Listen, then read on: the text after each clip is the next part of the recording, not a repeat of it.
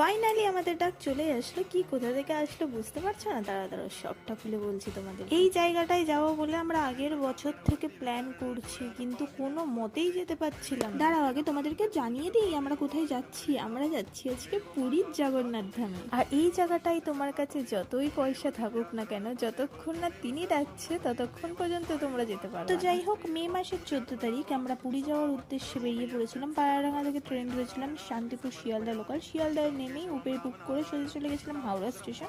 হাওড়া স্টেশনে গিয়ে 22 নম্বর প্ল্যাটফর্ম থেকে আমরা ধরেছিলাম পুরী সুপারফাস্ট এক্সপ্রেস। আর সেটা গিয়ে পৌঁছেছিল সকাল 7:30 নাগাদ।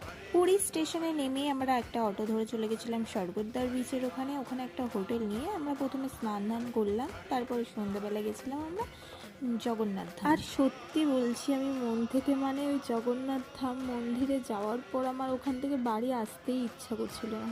জয় জগন্নাথ।